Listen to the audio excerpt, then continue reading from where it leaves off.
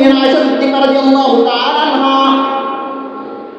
আনবিইনি আন খুলুকি রাসূলিল্লাহি সাল্লাল্লাহু আলাইহি ওয়াসাল্লাম, আপনি আমাদেরকে রাসূল সাল্লাল্লাহু আলাইহি ওয়াসাল্লামের চরিত্র সম্পর্কে, আপনি আমাদের রাসূল সাল্লাল্লাহু আলাইহি ওয়াসাল্লামের সিরাত সম্পর্কে, জীবনাদর্শ সম্পর্কে কিছু বলেন।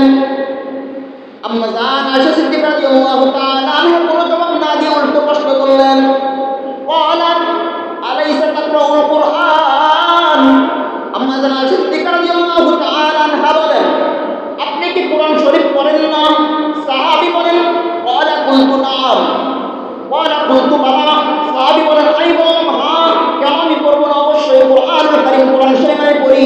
আম্মা জান আয়েশা সিদ্দিকা রাদিয়াল্লাহু তাআলা আনহা বলেন, ক্বালা ফাইন্না খুলুকা রাসূলিল্লাহি সাল্লাল্লাহু আলাইহি ওয়াসাল্লাম আল কুরআন।